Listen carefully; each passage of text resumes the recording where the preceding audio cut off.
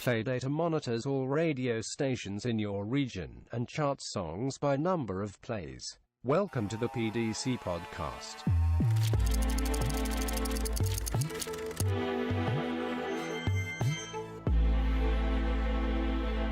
Hey, ladies and gentlemen, and welcome to the PDC Podcast. It's your boy DJ Woske, and unfortunately, Damio is not going to be able to join us this week, but we have with us the delightful Jess Nessie as our guest host today. Wait, did I pronounce that properly? How do I pronounce that, Jess? You was like 97%. Okay, correct. Pronounce it. Okay, so for real, if you want to get to nitty gritty, it's Jess Nessie. Like Nne as in Igbo. My middle name is Igbo. Like my middle name is Nenna, so just the NNE of that. Yeah. Oh, I'm so sorry. So Jess Nessie. No, you good. Exactly. The C is Christina. You my guy. You're not ready. The C is because my last name is Chigweze, right? But I didn't want to say like C without the letter like that, so I just put CEE. I'm just being silly. I'm sorry about that. How you doing, Jess? I'm good. I'm groovy. Welcome to the show. And so you know the list of things we're going to be talking about this week? Yep, I'm gonna try and do my best to do this. So I'm a bit nervous, but this week we're talking about the most recent international Afrobeat achievements. We're going to be delving into Jadena's new album, and we're going to try and discuss, is it really Afrobeat, is it not? And we're also going to discuss, moving forward, what direction should we take in order to achieve even more recognition in the international Afrobeat community? Oh, see, that was perfect. Anyway, after that, we're going to be talking about... we're going to have a guest with us in the studio. eLDee the Don is going to be here to talk to us about the importance of copyright and publishing in Africa. Jess, just overall, like, how do you feel, just very, very short, 10 seconds, how do you feel representation is for us Africans? I mean, what's your general feeling? I think... Yikes! I don't know if you can give me 10 seconds to discuss this, but I think it's growing. Its presence is it a huge presence? Definitely not. Can it be better? Definitely yes. It's gonna take a lot of work on both ends of the spectrum, both at home and here. Okay. But I feel like if everyone buckles up and sits down, we can definitely get that representation in order to bring us worldwide recognition. See, I like those terminologies. Buckles up and sits down. I mean, it feels like either we are getting on a big bus that's gonna take us. We there for seat. We're in a car. You gotta buckle up because it's gonna be a wild ride. Okay, so what we'll do is we'll take a short break and then we'll be right back to talk about these very important things. Stay with us. This is DJ Woske and Jess Nessie. I got that right on the PDC Podcast. It's lit. We'll be right back. You're tuned in to the PDC Podcast. Ladies and gentlemen, welcome back to the PDC Podcast. I'm still DJ Woske, and Jess Nessie is still with us. Hey, Jess. Hey. You were about to say, hey, boo. Just say, hey, boo. No, I wasn't. Woske, every minute you're washing somebody or like, I mean, I'm not going to get into that. I'll stop feeling handsome. Anyway. Bro. So, just a model, by the way, but anyway, that's aside. Oh my God. So we want to talk about a couple of achievements that have happened in the Afrobeat community. First of all, about a week ago, the iHeartRadio Awards happened, and One Dance won Best Hip Hop Song for 2016. So, yeah, and of course, Wizkid is attached to that. So he has an iHeartRadio Awards, which is, I mean, a first. I mean, we can say that, right? Okay, I have a question. When people win awards, right, and it's multiple people on the song, does everybody get their own trophy? Oh, hell yeah. I mean, if you don't even get the trophy, at least they'll put your name on the certificate. I need placeholder. I need something. I need hardware to carry to my house and put on my on your mantelpiece, yeah. On my mantelpiece. Do you have a mantelpiece, Jess? No, I don't have a mantelpiece, but like I've gotten I don't want to say awards before, but like it feels like, yeah, like when you have it, you can put it on your, next to your picture of your family. My mother be putting it up there like it's prized possession. You know, no, but I was asking because, okay, so I hate to sound negative. I never want to be the one that's like a pessimist or negative or trying to rain on somebody's parade and stuff. But first of all, Woski, do you even consider One Day as a hip hop song? Yeah, they won for best hip hop. I'm not understanding. So I don't want to vex, but you know what? I mean, half of me, right? So I've had this conversation with several people. Half of me wants to celebrate it, you know, but then I'm also thinking of the disenfranchised Afrobeat genre, right, or dancehall genre. They don't have a dancehall genre, so. The funny thing is, I'm actually looking at the list of nominees right now, right? And in that hip hop category, right, 2 Drake songs are listed. Okay. What's the other one? Both Drake. Can you guess? Take one guess. Controller. Yeah. Yikes! Yes. So One Dance was listed. Controller was listed. And then which one? For Free was listed, which also has Drake on it. And then we had All the Way Up on Panda. No, they're misbehaving. And that does not make any sense. Exactly. So One Dance is at most a dancehall song with Afrobeat at the end of it, right? And then Controller is a dancehall song, and so you're disenfranchising the whole hip hop genre by doing that. And so it's just kind of insane to me where I mean, again, I'm happy because our boy Wizkid has the award and everything, but you can see that they don't, people, I mean, these award shows don't have the story right just yet. You see, I wrote, we wrote a whole piece on it on the Play the Charts website. And so you can check that out at playthecharts.com to see the whole analysis of the iHeartRadio Awards. Yeah. But go ahead, say what you were going to say. What I wanted to say, it goes back to now when you asked me, you know, how far with representation of Afrobeats internationally. And I think now that I'm hearing this, I guess I was answering it from the perspective of recognition, I guess, by consumer standard, but like the big dogs, the ones that call the shots, the ones that say, okay, this is this and that is that. Yeah.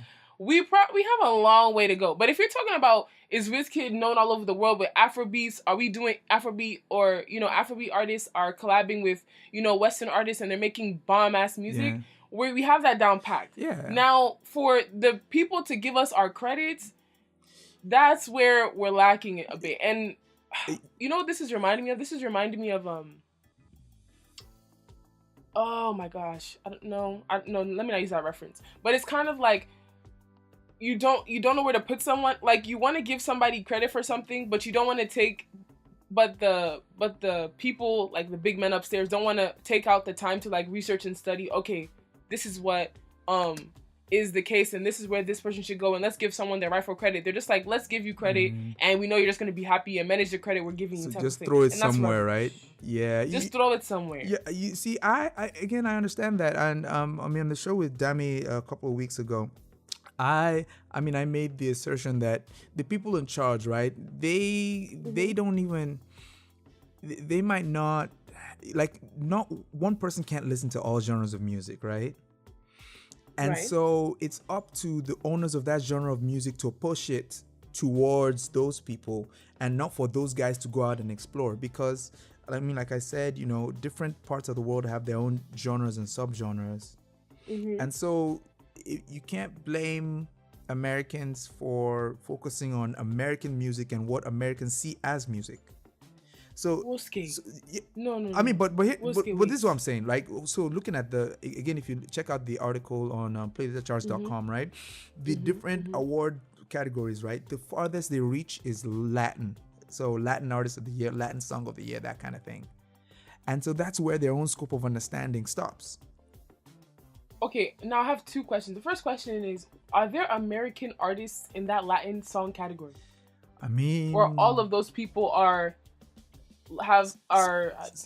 I see country, I see rock, I see dance, I see hip hop, I see R&B, then I see Latin, right? And then of course it's mostly Enrique Iglesias, and then some new Latin artists that I've never heard of. But then a lot of the songs are in Spanish, right? So we're talking about Mexican music. Okay. Yeah. The second question I wanted to ask, right?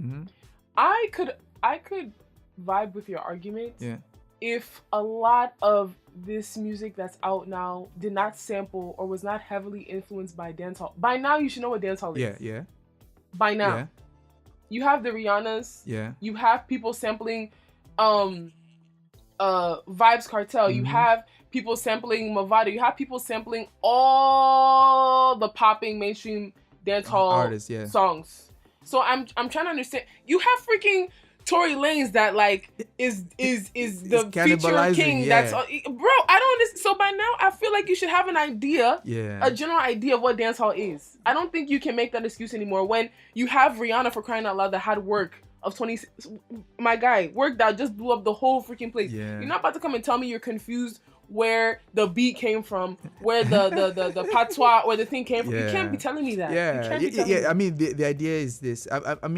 I hope that with Americans adopting dance hall, then people warm up to to dancehall music as a category on its own, and then and then Jamaicans, people from the West Indies who actually own that music can actually get representation themselves. But I believe that dancehall is a bridge for us Africans, right, to get into the international market, really. I feel like that's kind of disrespectful. Do you know why? Because now you see all these Nigerian artists. I'm speaking Nigerian, obviously, because I'm Nigerian. Yeah. I'm sure it's the same narrative for a lot of other West African countries in terms of Afro beats. Now you see a lot of these artists, instead of them to stick to their roots and do music Afrobeat in nature, they're all becoming dancehall Afrobeat artists. Yeah. So then you get annoyed because like these songs that let's take example of Wizkid. I'm a Wizkid stan till I die. Okay, I love Wizkid. Yeah. All of his songs that are like that are crossing over or that are now being played on the international market, they're all dancehall in nature. I don't like the fact that we have to ride on dancehall in order to bring Afrobeat to the limelight, because I'm not seeing where, like, if you look at these songs, the only Afrobeat influence that you'll see is maybe that they say one or two words in pidgin. Yeah. The beat will always be heavily reggae influenced. They will always have that patois. Maybe like they'll just drop in little pidgin here and there, and it's very. You'll be thinking like it's not even that deep. You will think it's dancehall before you think it's Afrobeat. So how does that help us as Afrobeats? Because I don't think I think it's fair to for African artists to use dancehall as a bridge, because the real thing they need is for our industries in Africa to have structure, right? And the only place really where real structure exists is kind of maybe South Africa a little bit. Right, definitely. Yeah, and then everywhere else is just throw it on SoundCloud and hope you blow, and hope somebody signs you, and then go make money by doing tours and those kind of things. But South African artists, right? Yeah. I'm trying to even think, and please correct me if I'm wrong.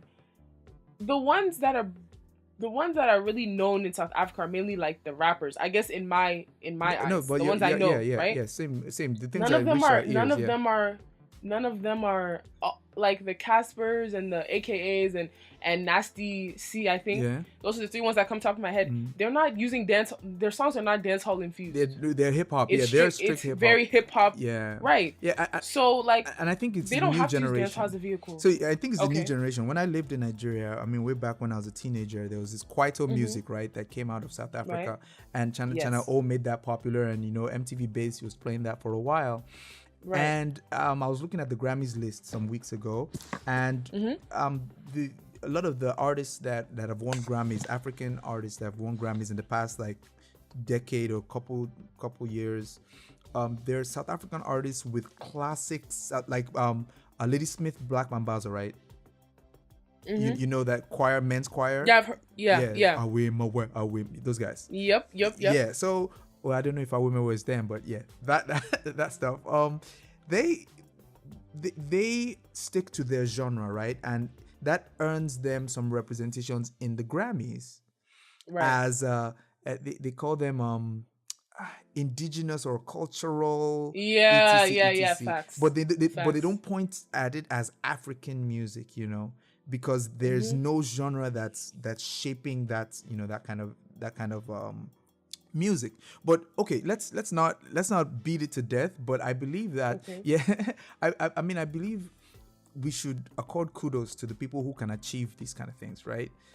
but then we should really ask the real question in that, like, how do we bring Afrobeat to worldwide recognition? And I have a few ideas, but let's talk about Jidena's album for a second. All right.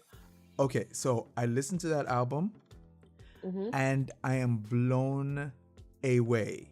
Yeah, he did a popping ass. So Jess, let me tell you that if you listen to this album, you will get emotional, and it's not that he sings sad music, but the fact that, okay, so let me just title the album. Jiden's album is unmistakably African American. There's no hyphen there. I'm not putting a hyphen in African hyphen American as in black. Right. He's African. He starts the whole thing off with like an Igbo chief. Yep. Talking to his son in an African accent, in a Nigerian accent, and then telling him things genuinely, like it's undiluted. Right. And then he stretches it out to an American type, accent, and then starts rapping in that. And it's so pleasing to hear that he's unashamed to represent at that level that you don't even want to skip tracks. Like, the loyalty in my heart, and I'm Yoruba and he's Igbo, but the loyalty in my heart, I'm like, bro, you my nigga. Like, excuse my language, I'm sorry, but you my dude, man. I mean, kudos. I feel that. So some people, this is perfect, because some people are taking the dance hall route, right? There's not a single dance hall track in that album. Well. Oh me, oh my. What's that song? A little bit more.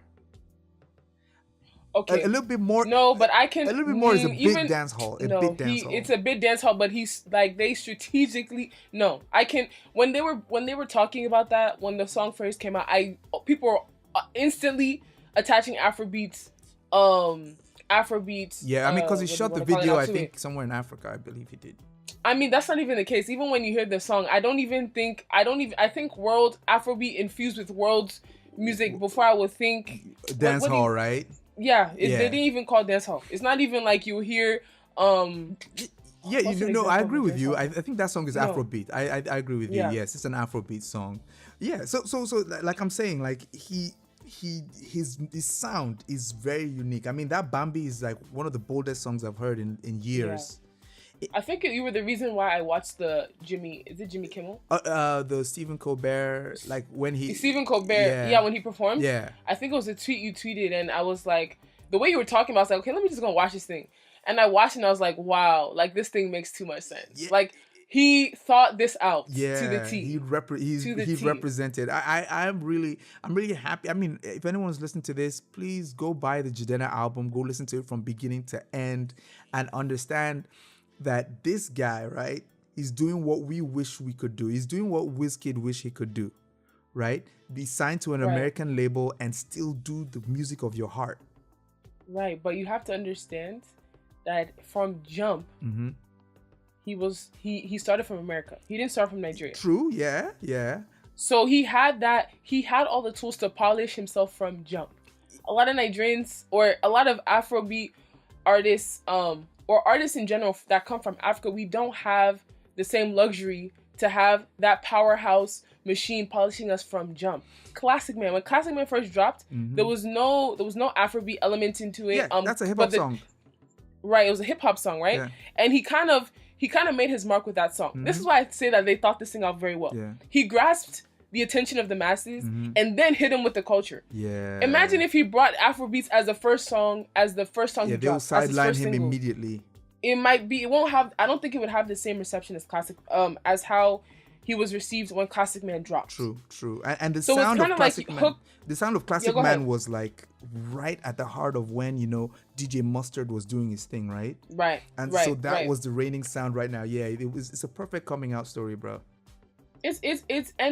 It's very, very admirable, and it gives us. I feel like it is a W for us, but at the same time, we have to really note that a lot of us that are of that African descent who are starting from Africa, it's not possible, especially using Nigeria as an example, where there's not even any structure. The most structure is probably the Mavens right now.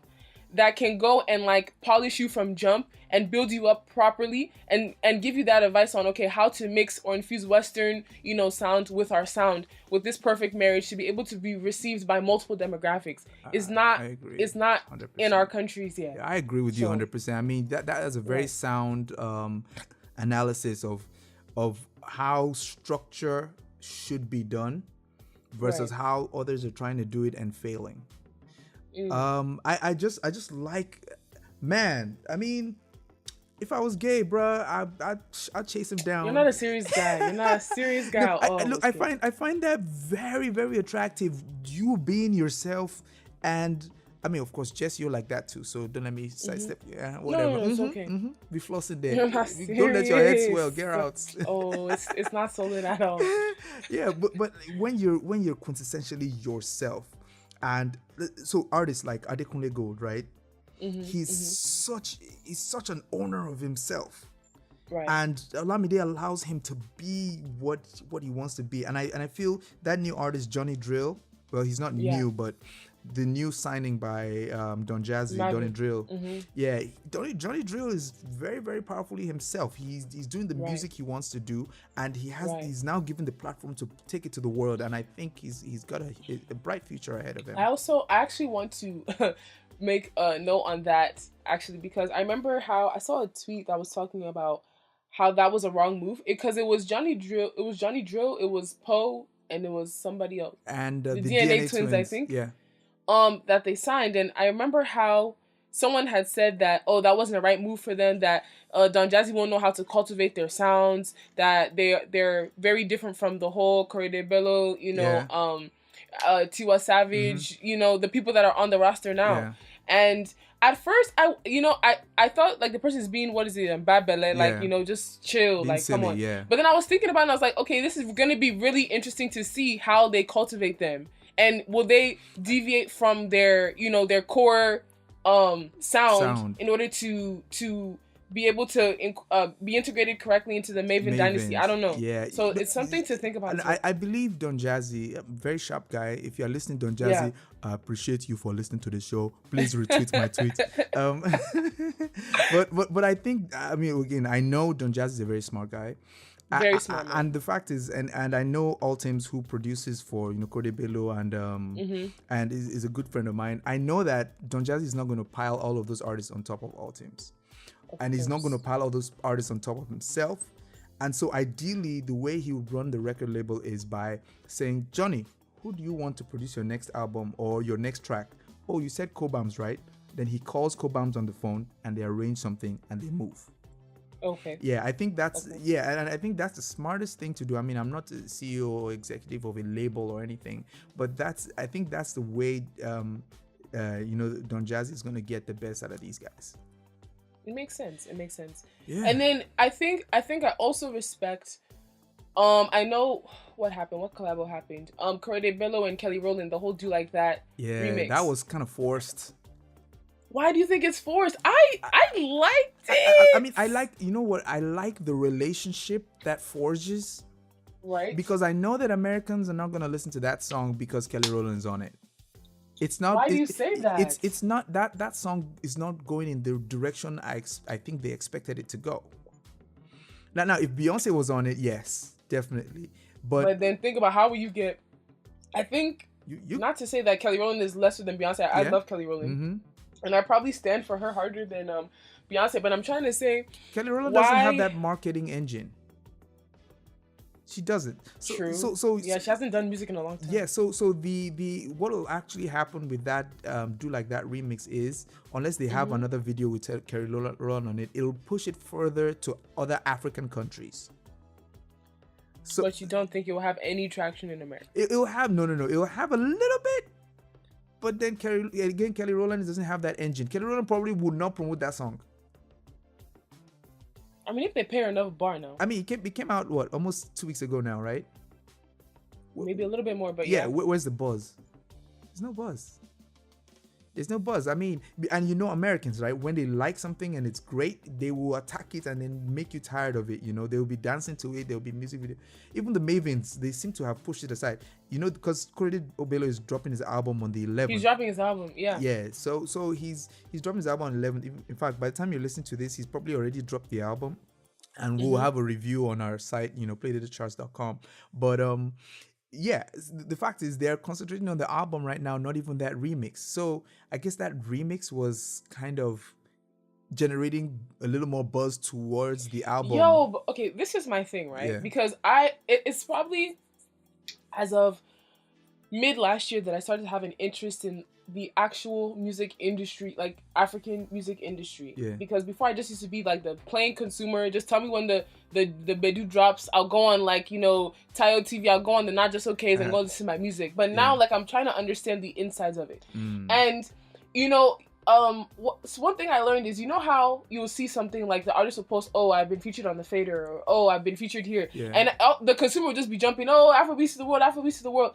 People don't understand like the blood, sweat, and tears, and like the planning and the things and the plugs you got to do to get to that stuff, to that right? Stage. Yeah. So it's very eye opening, because I mean they get like if someone is featured on the Fader, you get all, like that one is your credit. I will never take that from you, but like I'm beginning to see. It's not as like, oh, the person was just on their own grind, you know, and then Fader now came and saw them and now said, okay, we wanna put you on here. Like, you really have to put in work. Yeah. So I guess what I'm trying to say is, I'm sure these people put in work to get Kelly Rowland on that song. Yeah, true. I don't see why, like, they will not be hammering that thing on our heads. Yeah, I mean, but they're not really.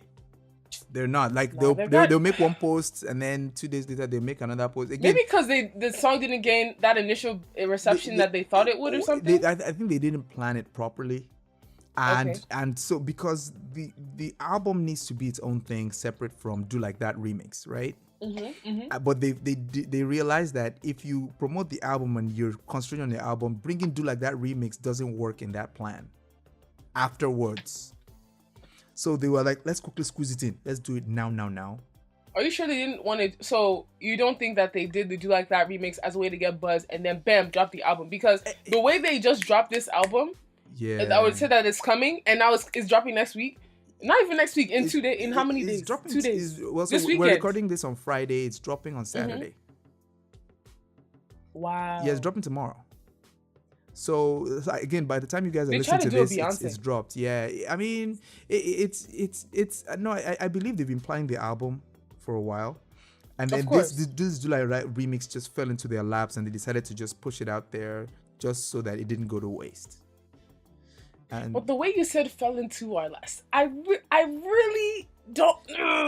Maybe it's just a conflict of interest, because it doesn't make sense for you to. Okay, how can a whole Kelly Rowland just come to them and say? I mean, granted, they do have, you know, Tiwa is not that plug for them to now be able to have the mouth to go to these caliber of artists to like do potential business. You know. Yeah. But at the same time, for you, like, I don't think it's something where it's just like, oh, you know, we got in the studio. Oh, I heard this song. I like this song. I want to drop a verse. Now we don't know the real story. Yeah. It's only Don Jazzy and them that will know. So this is all speculation, all, you know, assumption and things like that. But at the same time, I'm like, nah. They had to have made some. They had to have like needed to do some plugins to get that. So let's chalk it down to, we'll see what the album is like, and then like I said, we'll write a review on it, and then we'll let the people judge, really. All right. Yeah, and then maybe next time we talk after the album has dropped, then we can discuss whether you think that Do Like That remix made sense or not. Yeah. All right, I'm gonna be there for that. You have to bring me back to discuss that. Yeah, definitely. I'm still sticking to my guns on that, bro. All right, so I really appreciate that discussion. What we're gonna do, we're gonna go on a quick break, and then when we come back from the break, we're gonna have eLDee the Don in the studio for a chat on copyright and publishing in Africa. This is your boy DJ Woske and Jess Nessie. I got that right. You're on it. You're on it.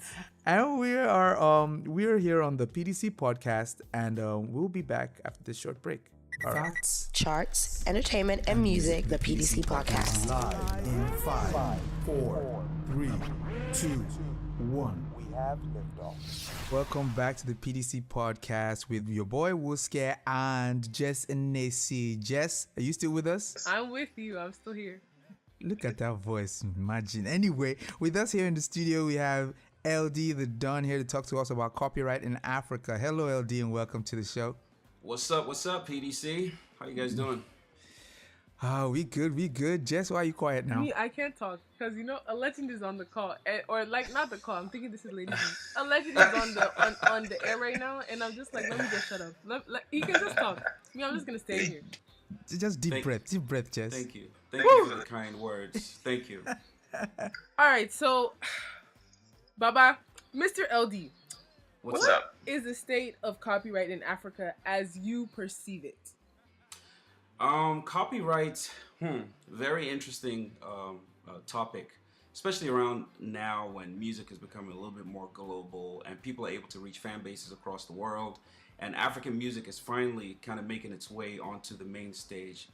I feel like copyrights at this time is something that we need to take very seriously. I think that this is the time when a lot of the artists and creators and songwriters, producers, and everyone else who's part of the creative process needs to start to pay a little bit more attention than we have, historically. Across the continent, in my experience, I find that a lot of artists aren't very familiar with, copyrights, even just as a concept. A lot of people, when they hear copyrights, all they think about is, oh, I created something, so I own it. You know what I mean? Like, people aren't really clear on how the copyrights actually work in terms of like who owns what, who gets what on what kind of royalties, and especially now that everything's become more digital and there are ways to track pretty much everything that you do, you have to kind of have an idea so that you know what your sharing formula is. So copyrights is a very, very vague sort of, it's vaguely understood by most artists and most like content creators. So it's something that I think we need to shed a little bit more light on, and it's something that people need to take a little bit more time to actually go and understand, what you're missing out on. I see. So in the interest of time, right, can you give us like the Cribs Notes versions, like so for a fresh artist who is not even signed yet, what does he need to be looking at in terms of copyright? We were talking earlier about Africa and African artists and crossing over to the diaspora. I was thinking, if I'm an African artist, I don't know anything about copyrights, and I want to work with, let's say, Lana Del Rey now, somebody in the international scene. How does copyright come into that? I don't know if I'm making any sense. That makes sense. And I think that's one of the reasons why we need to start paying attention, like I said earlier, is because you need to understand what rights you have when you collaborate with another artist. So to go back to the beginning of your question, I think the first thing every artist needs to understand is you need to know the different copyrights that exist within every single work that you create. So the sound recording, and then the literary works. So basically the sound recording copyright is if I dive into this, it's going to take a long time, but let me try and see if I can summarize it. So basically there's the sound recording copyright, which belongs to essentially the label or whoever created that music. The music, like that version of the recording. And then there's the literary copyright, which is whoever wrote the lyrics and composed the melodies. So if you work with an artist who's, international or whatever, it doesn't matter where the artist is or, what happens. You guys need to determine from the minute you leave the session, who owns what, who wrote the song, what percentage does he get of that, who made the beat, what percentage does he get of that, who owns the recording, which record label is it going to be under, what percentage do they get. So that's something that everyone needs to understand. So every session you do, I think it's called a split sheet. People call it different things. Some people call it royalty sheet, some people call it a split sheet, but that's kind of like the most popular way to describe it. It needs to be signed every time you get out of a session. So if you're not doing that right now, then you haven't even started yet, basically. Interesting. Could you use one dance as a small example? I don't think is that smart? Is that a smart example? It has a lot of participants. There's a classic example that I like to use. I like to use Actually, you know what? I can use One Dance. Let me use that just because it's familiar. Now, I don't know the exact details, so as a disclaimer, if I'm inaccurate, just understand that what I'm trying to do is describe the concept, right? Okay. Yes. Yes. So One Dance, written by Drake, Wizkid, Kyla, produced by 1998, 40, Mafariza, and SARS, right? Artist is Drake featuring Kyla and Wizkid. Now, there are 2 copyrights in there. The sound recording copyright belongs to the record label. This is whoever Drake is signed to. I don't know if it's Universal or Republic. One of them owns the copyright on the sound recording. Now, the producers and the people who write are part of the composition copyright. And then essentially what happens is if Drake didn't write a lyric on that song, then technically he's not supposed to get any of the songwriting or composition, copyrights. The record label is the one who owns the sound recording copyright. So depending on what kind of deal you have, for instance, Drake has a deal with his record label where they split it 50-50. It means that he gets 50% of the sound recording copyright. If he has a deal where he signs something with Wizkid and Kyla and says, hey, I'm going to keep 80%, I'll give you guys 10%, then that has to do with the writing of the song. Does that make sense? That's a separate copyright. That's a separate copyright, yeah. So the most important thing to focus on is to know that there are 2 different copyrights. The copyright for this version of the song, which is the sound recording, and then the copyright for the actual creation, what has been created, like the lyrics, person where you write the lyrics, person where you make beats, you know what I mean? Like that detail is a separate copyright. And then those 2 have to be split in certain percentages depending on how many people actually participated. So in the case of One Dance, where you have Drake and 40 and Mafariza and Saz and Wizkid and Kyla, it gets a little bit complicated. But that's what the managers are there for. That's what the publishing company is there for, to make sure that all those details are sort of fleshed out. So when the royalty checks start coming in, it can automatically go to all the different people who are part of that project. So eLDee, in your whole history of making African music, have the people that you've worked with, yourself, anybody attached to you in the music making process, have you guys followed these copyright rules and regulations that you discussed with us just now? So the thing about it is, a lot of people aren't familiar with it, and people are very scared of, signing agreements and contracts, especially because they don't know what they're signing. So though I've had the knowledge, I haven't really been able to do it. Well, I wasn't able to when I was, actively doing music. With a lot of the people that I worked with. However, at the same time, I was working on the international scene with artists like, Chitty Bang and Young Jock, and the Young Jocks and Lauryn Hill and Daz and so many other people that I worked with, and Young Jeezy, etc. I've had to actually go through the process of, when I write something, actually fill out, a split sheet, and then we determine sort of, if the record gets picked up, who gets what, basically. So I was doing that for the international stuff, but for most of the Nigerian stuff, I really didn't. What I did do, however, is every single artist that I signed and all of the people that I worked with, I made it very clear, and I tried to explain to them the concept of it and why it was important when you do the record deals. But you also have to understand, in Nigeria, people aren't really making money off of their copyrights. Well, they started to now, but back then, it was mostly doing shows. So people weren't really concerned about those percentages. They were more concerned about the percentages from, hey, when I do a show, how much do I get and how much does the record label get? Exactly. Oh, interesting. It's. I mean, I think that kind of even feeds into some of my thoughts when I heard the Mavens released Korede Bello's album for free. It's like, that's a show album, right? The Mavens releasing the album for free. I mean, I can't tell you exactly what the strategy is, but I could tell you some of the benefits of it.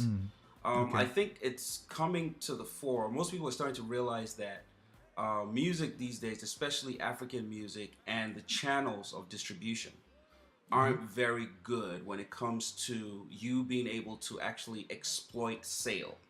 So what people are trying to do right now is focus more on penetration, get the music out there to as many people as possible. And then focus on people actually purchasing things like ringtones and all of the areas of sales that you can kind of control, the digital sales that you can control. So ringtones, ringback tunes, I don't know, caller tunes, one of them or the other.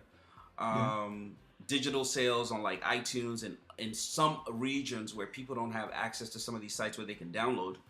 And then also, if you're able to create a fan base, it gives you an opportunity to tour as well. So if you get your music out there to more people, now you have more fans essentially, and then now you can, exploit the access that you have to that fan base in a more sort of controlled and realistic sort of manner. This is geared towards eLDee. Kosan, right? How well does that function in Nigeria? Because I know, like, when I was living in Nigeria and I started to take an interest in, like, understanding the music industry, and I would ask, like, artists, like, whether they were up and coming or established ones, questions like this, and they'll look at me like I'm crazy. Like, I'll ask them, why are you allowed to use somebody's sample in your song like this? Like, are you allowed to do freestyle or cover with these people, with these American artist songs? And then maybe having, like, I would ask them, okay, if you do this song, how do you register it? And will you even be allowed to register, because did you ask permission? And what does Kosan have to do with the whole thing? So what is Kosan's current role, and is it functioning successfully in Nigeria right now? Okay, so what Kosan was set up to do was to collect performing rights, right? Performing rights meaning everywhere music is used publicly, radio stations, hotels, banks, anywhere the music is used publicly, they're mandated by the government to collect those rights and distribute to the actual owners of the music. Now, the way that it works everywhere else is, just like you have BMI and ASCAP and SASAC, Kosan is what that is in Nigeria. So what they essentially are supposed to do is to license all of the venues and radio stations and so on, and then whatever amounts of money they collect, they're supposed to distribute it amongst the artists based on whose music is used the most. And the usual measure for that is radio. So if you're able to tell who's playing the most on radio, then you'd be able to tell who gets the most of whatever collections Kosan has made. Now, at this time, I don't really know, and I'm not quite sure, who or how much or what the formula is for Kosan, but I do know that they have done some distribution. I think they must have some sort of system or formula by which they do it. Not very familiar with that, but Play Data I know has that data as well, and it's something that I think anyone who's serious about really doing these formulas properly needs to look into that. I feel it. Yeah. That was a great question. Actually, I didn't even think of Kosan in the long run. I mean, being somebody who was involved in the industry, me.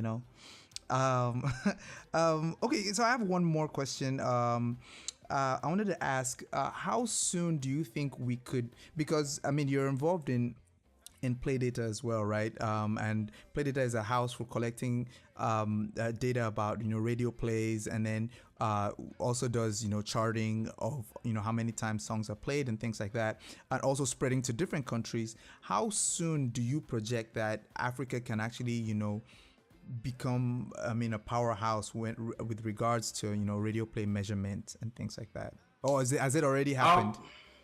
I think that the necessary steps have already been taken. It's a journey. It's not something that's going to happen overnight. It's something that's going to require a lot more data being captured across the continent, which we're actually looking to do at Play Data. We recently just entered a couple of new markets: South Africa, Kenya, Tanzania, Ghana, and we're looking to hopefully before the end of next year be in about 23 countries across Africa. So wow. It's a gradual process, and the more data we can collect, the more sense we can make of the industry, and ultimately the better the reward system for people who own copyrights is going to be. So it's a marathon, really. Yeah. I feel that. Jess, do you have any more questions for Elle? See, if you leave me, I'll ask 100 questions. So as of right now, all my questions that are imminent, they've been answered. Oh, really? I really appreciate you being on the show with us, eLDee. You also wrote a couple of articles on PlayDataCharts.com about copyright and publishing, didn't you? Yes, I did. Okay. Yes, I did. Once we put up the show, I'll also put links to that so that then people can actually learn on their own time and then, absorb more of that knowledge, because there's so much you can do within 10 minutes of, talking on the radio and that kind of stuff. That would be great. Yeah, we really appreciate you being on the show. And we hope to have you on sometime soon, Jess. Man, like I said, I don't have no words. I asked my question. If you leave me, I will talk for 7 hours. So I'm gonna shut up. Thank you very much. Thank you so much. Nice to meet you, Jess, and you guys keep doing what you're doing. Yeah, respect. Much man. love. Appreciate it. Uncle eLDee, thank you for joining us. Like, it was such an honor to be on the same podcast with one of the pioneers. Stop blushing, man. Jess. I know you're very dark skinned, but you're blushing. No, I'm very blushing. I'm very red right now. All right, bye. Bye-bye. Anyway, we appreciate LD for that conversation. We'll be right back after this short break. This is DJ Wuske and Jess and AC on the PDC Podcast. It's your girl, Dami O, and you're tuning to the PDC Podcast. Hey, ladies and gentlemen, it's your boy DJ Wuske and our guest host Jess and AC on the PDC Podcast. Wait, what? What did you say? No, look at me. I'm here getting nervous because of the quiz. You're about to quiz me. Oh, yeah, that's right. It's time for Wuske's Play Data Chart Quiz. I'm hearing the noise in my head, but in fact, I'm going to add laughter there too, so that the crowd is excited. Anyway, so every time we have the podcast, my quiz, whoever my co-host is, on charting topics, so things that happen in and around the charts. On the Play Data Charts website, we have Play Data Charts. That's charts that are made from monitoring radio plays in African countries. That's Play Data Charts. And then iTunes charts and Spotify charts, those ones are updated automatically on the site. And then we have YouTube charts weekly as well. So that's the songs that have had the most plays the week before. So today we're going to do something on YouTube charts. Are you ready, Jess? I'm as ready as I'll ever be. Let's do this. Okay. So this is not going to be so hard, but it might be a little shocking and surprising. But okay, first question. There are going to be 3 questions. So first question. What song is number 1 on the Ghana YouTube Top 10 charts for week 9? That is February 26th to March 4th. I'm going to list 4 songs. Choose number 1. So first one, VJOJ featuring Awilo, Sekemba. Second, Remy Ma, Sheether. Third, Runtown, Mad Over You. And fourth, Davido, If. Damn. Okay. I'm not gonna go with the basic answer. I'm gonna say D, If, by Davido. Oh, you're wrong. Damn. Which one? Wrong. Runtown, Mad Over You. Runtown, Mad Over You. Yeah. Because I was gonna. Yikes. Yeah. I don't want to be basic now. I don't want to be basic. But that's just the fact. Mad Over You has been number 1 for weeks and weeks on the Ghana YouTube Top 10. I like the song, but can it come off? Wow. Yeah, I mean, hey, the funny thing about that is just, I mean, Ghanaian people came up with that sound, and then Nigerians have perfected it and taken over Ghana with it. It's kind of crazy. Like, very, very quick little plug. Not like it's my business, but like they're having a Ghana Independence, something in my area, and they're bringing Runtown, and I got frustrated because I'm like, why won't y'all ever bring Ghana artists? Yeah. No, they're bringing Runtown because of Mad Over You, which I will not take it away from him. He's late. He needs to ride this wave heavy, but like. Come on, son. Yeah, like, at least bring somebody from their country. I mean, I don't get it. If it was Nigerian independence, we don't dare bring... You have the whole lineup, if you even don't bring a non-Nigerian, now you start fighting. There's no problem. You. Okay. So, unfortunately, that's 0 out of 3, but hey, you got 2 more to go. Okay, all right, ready. Okay. How many songs by Ghanaian artists are on the Ghana YouTube Top 10 chart for week 9, February 26th to March 4th? 1, 3, 5, 8. 3. Okay, you were wrong, but you know what? God. You know what? I'm gonna give you that one because it's 0. No, I wanted to say. Okay, no. We're playing this game again. I swear I wanted to say 0. I said why is 0 now on this thing now? Ghanaians haven't put any music out other than Mr. Easy, and he's not even Ghanaian. No. We playing this game again next week. Wait. It's no. So when I was looking through the charts, I was really shocked. there's no Ghanaian artists in But the there's top no 10. songs out from them right now. I mean, I'm sure there are songs, but they're just maybe not good talking enough, about, like, or they don't have representation, or they don't have money for videos, or I don't know. There's a deeper problem that we're not seeing here. But yeah, that's... So wait, why did y'all not put 0 then? I was like, See? Okay, you know what? I'll give you that point. 1 out of 3. You have to give it to me by fire. Because look, for anyone listening, in my head I said 0, but I didn't see 0 on the thingo. And I said, okay, let me just guess and say 3. I beg you. So the answer was 0. So, but Jess, I'm gonna give you 1 out of 3 on that. It's lit. I'll take it. Anyone. Okay, so here we go. Last question. How many songs by Nigerian artists are on the Ghana YouTube Top 10 chart for week 9, February 26th to March 4th? 1, 3, 6, 8.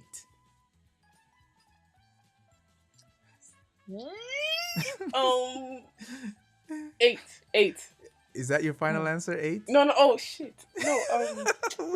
Wait. Gosh. Okay, it's between 6 and 8. It's between 6 and 80, mini, miny, mo. I'm saying 8. Well, they're stronger than 8. It's in 8. Oh, you got that wrong too. It's 6. What was it? It's okay, 6. I'm logging off. Don't Because log- it was come between on. 6 and 8. One out of look. 1 out of 3. like You weren't to see. prepared for the quiz, and I just let you. You know the problem? Dami got You 2 out said of what? 3 last time, so you're fine. No, it's not fine because my 1 point is not even a real point. And then the 3, I knew the answers for all 3, but I was second guessing myself. I need to go back to school. That's the thing. No. You know what I should have done? I should have said, "Hey, we're gonna quiz you on the charts, and then so when you come on air, then you'll be ready. You'd have looked at the charts, maybe you understand." Because the funny thing about charts is, when you look at the charts on playthecharts.com, is that you come with so many assumptions in your mind, and then you look at the actual numbers, and then it's kind of scary. It's like, but the thing, no, you're absolutely right when you say that. Because the thing is, all my answers, the ones I wanted to pick, that were actually the answers of this thing. It was based on assumption. Yeah. It was actually based on assumptions. So like, I think my assumptions would actually go with the charts, but like my analysis with my assumptions are like, I'm pretty sure they're pretty ignorant. Like, the fact that I said, there's probably no Ghanaian song out. I'm sure, like you said, there are Ghanaian songs out. It's just that they're not in the forefront right now. They're not pushing it. Yeah. They're not being pushed. Yeah. So we're. I mean, I think as time goes by, and as data, we're getting more and more data from all these, bodies of music, and African music gets better representation. We'll see what's really at the bottom of the problem. Which I think makes sense. Yeah, so 1 out of 3 is not bad. If I had prizes to give, I'd probably send you something. But hey, I'll give you a shout out on Twitter next time. How about that? It's lit. Oh my god, I'm not too big for a shout out. Shout me out, guys. Anyway, so ladies and gentlemen, thank you so much. If you want to know more about charts, and we have some gossip and gist on the website as well, please visit playdatacharts.com. That is playdatacharts.com, and we hope that you will join us again next time. We appreciate eLDee for joining us in the studio, and I really want to thank Jess Nasi for joining me as my co-host this week. Say something for the people, Jess. Am I allowed to do a little plug? Itty bitty plug? All right, plug. As long as you know that, you have to pay me money if you're plugging something. I got you. I'm seeing you every Wednesday anyway. Okay. Shout out to Woske for inviting me. This is so awesome. I'm sorry. Even though it was short, like, I wish it was longer. So Woske, we family from jump, right? Because, yes, we're family, yeah. On top of this, we have the ladies' room, okay, which Woske is our amazing producer. Okay, so if you love my voice, if you love how I talk, catch us every Wednesday on Giddy Lounge Radio with me and my 3 other amazing co-hosts that you have to find out who they are if you tune in on Wednesdays. But yes, ladies' room on Giddy Lounge. Yeah. Your life, your music. That's an allowed plug. I'll go with that. I trust you now. I trust you. Anyway, ladies and gentlemen, thank you so much for joining us on the PDC Podcast, and we hope to see you on the next episode. Yes, that's it. Take care. We out. Peace. Bye. Playdata monitors all radio stations in your region and charts songs by number of plays. Welcome to the PDC Podcast.